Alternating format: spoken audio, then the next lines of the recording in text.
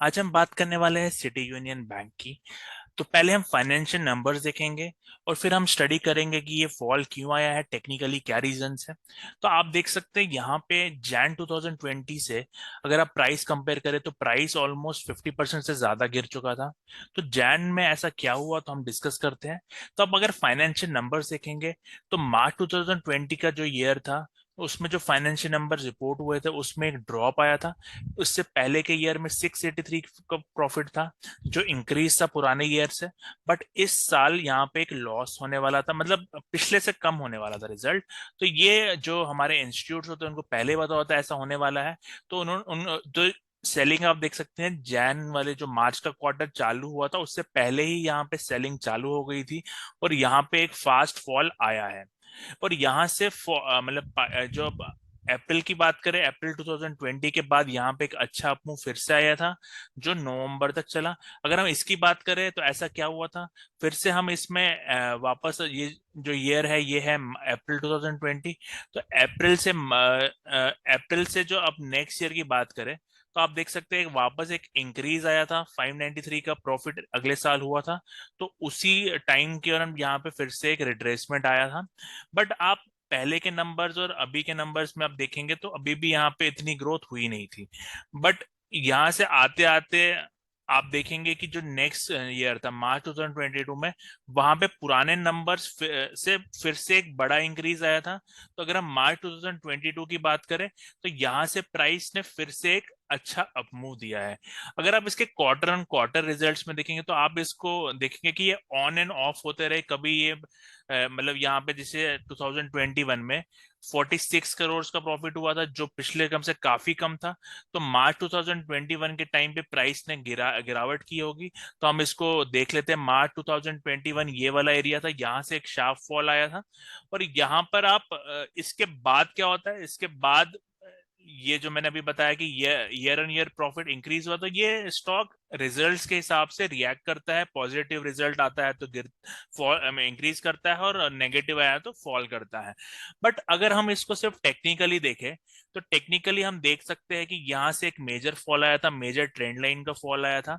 और यहाँ से आपको जैसे ही आपको ये एक मेजर ट्रेंड लाइन है इस स्टॉक की, तो ये जब होता है तो आपको स्टॉक में इन्वेस्ट नहीं करना होता, क्योंकि एक लंबा साइकिल होता है जो करेक्शन साइकिल होता है, और मिनिमम उसमें 3 वेव्स होती है। तो हम ये अगर ये यहाँ से यहाँ तक का जो फॉल है उसको पहली वेव कंसिडर करें ए, तो ये हमारी यहाँ पे जो दूसरी ये जो ये पॉइंट है उसको हम बी कंसिडर कर सकते हैं। और यहाँ पे अभी सी वेव का फॉल हो रहा है। तो ओवरऑल आप देख सकते हैं यहाँ पे इंटरनली ये इतना वेव्स होता है, मतलब 3 वेव करेक्शन होता है। और यहाँ से 3-4 साल हो गए अभी भी स्टॉक इस प्राइस के ऊपर नहीं है, क्योंकि एक मेजर जो ट्रेंड लाइन होती है वो स्टॉक ने ब्रेक की थी। अगर हम वीकली पे देखें तो यहाँ पे इसको हम वीकली पे अब देख लेते हैं इसी पैटर्न को। तो यहाँ से स्टॉक ने जो अप मूव दिया था, टेक्निक हमने रिजल्ट देखा यहाँ पे अच्छा आया था। बट एक डिमांड जोन था ये उस पर मतलब डायरेक्टली प्राइस आई थी। यहाँ से आप देख सकते हैं बैक टू बैक काफी कैंडल्स थी और इसी डिमांड जोन से एक बाइंग आई थी। और वो बाइंग यहाँ तक मतलब स्टॉक ने यहाँ से भी 100% रिटर्न दिया था। तो ये 100 से 200 हो गई थी प्राइस। तो आप देख सकते हैं ये विद इन करेक्शन भी हम इन्वेस्टमेंट या छोटे टाइम के लिए इन्वेस्ट कर सकते हैं। बट आपको ओवरऑल नॉलेज होनी चाहिए कि आप यहाँ पे बड़ा कुछ एक्सपेक्ट नहीं कर सकते, क्योंकि ये ओवरऑल मंथली का एक करेक्शन पीरियड है। और यहाँ पे अप डाउन होता रहेगा स्टॉक में।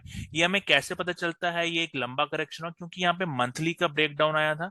और यहाँ पे भी आपको बाइंग अगर देखनी है तो आपको लिमिटेड रेंज आपको पता होनी चाहिए कहाँ तक ये प्राइस जा सकती है। अगर आप यहाँ पे इंपॉर्टेंट जैसे इस प्राइस के रिट्रेसमेंट कैलकुलेट करें तो प्राइस यहाँ पे देख सकते हैं 61.8% रिट्रेसमेंट पे जो कंटिन्यूअसली रेजिस्टेंस ले रही है। तो ये मैंने आपको पहले भी बताया कि अगर कभी भी जो रिट्रेसमेंट मूव होता है वो 61.8% या 50% तक जा सकता है। तो ये वही मूव होता है। अब यहाँ पे क्या हुआ इसके बाद आपको एक फॉल मिला।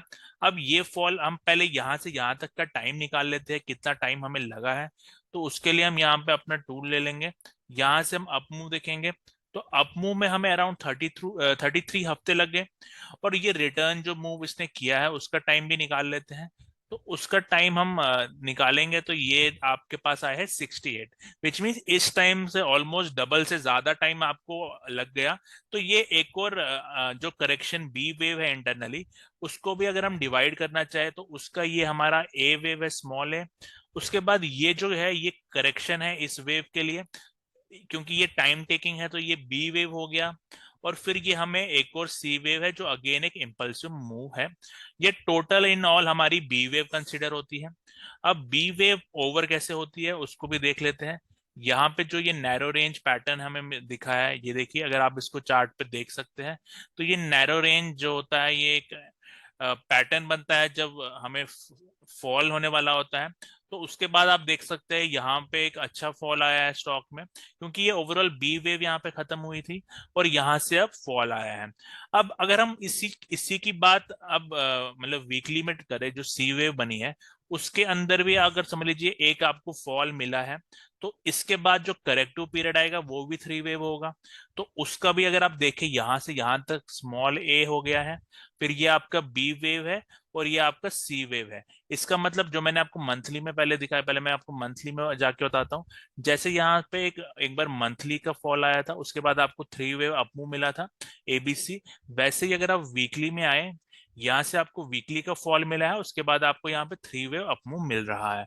तो ओवरऑल यहाँ पे शॉर्ट टर्म ट्रेड्स ही होते हैं और लॉन्ग टर्म तो ये सेल ही था अभी तक का। तो यहाँ पे भी आप देख सकते हैं, यहाँ पे एक जैसे ही ये ट्रेंड लाइन यहाँ ब्रेकआउट आया और उसके बाद आपको ये अपमूव मिला। इसका टाइम हम निकाल लेते हैं, इसको कितना टाइम लगा यहाँ से अगर आप अपमूव देखें तो अराउंड 17 हफ्ते लग गए, 17 दिन लगे। ये डेली चार्ट है तो 17 दिन लगे हैं। और अगर हम इसको रिटर्न की इसकी रिट्रेसमेंट देखें, तो ये रिट्रेसमेंट अराउंड 41 बार से अगेन हमने देखा इस टाइम से ज्यादा लिया है, तो ये ए बी और मे बी ये अब सी वेव है।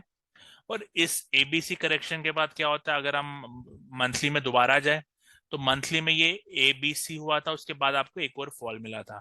अब वैसे ही अगर वीकली में आप देख सकते हैं सी वेव है, ए बी सी करेक्शन है, थोड़ा अपसाइड जाएगा, उसके बाद ये दोबारा फॉल करेगा। तो अभी तक तो यही हमारी लग रही है कि यहाँ पे एक अपमूव आ सकता है और फिर ये फिर से फॉल करेगा। बट ये वही टाइम होगा जब इसमें हम फिर से इन्वेस्टमेंट ढूंढना चालू करेंगे, क्योंकि जहां तक आप देख सकते हैं, अगर आप इसको फिर से वीकली चार्ट पे देखें, जो हमारी ये इम्पल्स है और जो अभी हमें एक मिलेगी उसके बीच में एक डाइवर्जेंस होगा। तो यही जो ये नीचे वाले डिमांड जोन है, मे बी इस लेवल के नीचे 100 के नीचे, या अगर ये आता है तो हम उसमें इन्वेस्टमेंट ढूंढने की कोशिश कर सकते हैं। और इसका लॉन्ग टर्म टारगेट फिर से जो इसमें यहाँ से डबल डबल और डबल से ज्यादा होने के चांसेस भी हैं। बट वो ओवरऑल 5 से 10 साल का जिसके पास टाइम है वो वैसा इन्वेस्टमेंट ढूंढे इसमें, क्योंकि अभी मतलब काफी टाइम तक करेक्शन के बाद नीचे फॉल दिखा सकता है। बट शॉर्ट टर्म जो है तो उसके लिए तो मैं रिकमेंड नहीं करूंगा कि वो इतना टारगेट एक्सपेक्ट करे। बट अगर कोई ऐसा लग रहा है कि 3-4 साल के बाद कोई बैंकिंग रिफॉर्म आएगा इस बैंक में, तो फिर ये फिर से ये इस टॉप पे जा सकता है। बट उसके लिए हमें जहां तक हम इसके नोट करें नंबर्स इंक्रीज होने चाहिए। जैसे अभी मार्च में देखिए एक अच्छा रिजल्ट आया है पिछले क्वार्टर से, तो ये थोड़ा इंक्रीज जो आपने देखा होगा रिसेंटली, इसने एक इंक्रीज देना चालू किया है इस लो से। तो ये अब आगे के रिजल्ट्स कैसे रहेंगे, यहाँ पे अगर कभी भी डिसअपॉइंटमेंट आई तो मैंने बोला एक और बार फॉल करेगा, वैसा हो सकता है। और फिर से आपको इसके रिजल्ट्स का वेट करना है कि कब ये रिजल्ट बेटर नंबर दिखाता है। अब ओवरऑल हम इसके एफ आई आईज और डी आई एस के नंबर्स देख ले, तो यहाँ पे आप देख सकते हैं कि इसमें एफ आई आईज के नंबर्स 25 जैसे 23 24 थोड़ा थोड़ा इंक्रीज कर रही है। बट ये अगर रिड्यूस करना चालू कर देगी तो ये फॉल करेगा फिर से। जैसे यहाँ पे आप देखें मार्च 2021 में एफ आई एस के अराउंड 18.02 17 16, तो ये एफ आई एस अपने नंबर रिड्यूस करे तो स्टॉक गिर रहा था। फिर से एफ आई एस अपने नंबर बढ़ाती है तो स्टॉक बढ़ता है। तो ये चलता रहता है। अभी जैसे पब्लिक होल्डिंग यहाँ फिर से इंक्रीज हो रही है, तो ये मेरे लिए एक मतलब नेगेटिव सिग्नल है, क्योंकि पब्लिक होल्डिंग जहां पे बढ़ने लगती है तो स्टॉक थोड़े टाइम के बाद फिर से गिरने लगेगा। और जैसे ही पब्लिक होल्डिंग में आपको चेंज आएगा, मतलब पब्लिक होल्डिंग गिरने लगी, तो आप समझ जाना आप स्टॉक बढ़ने वाला है।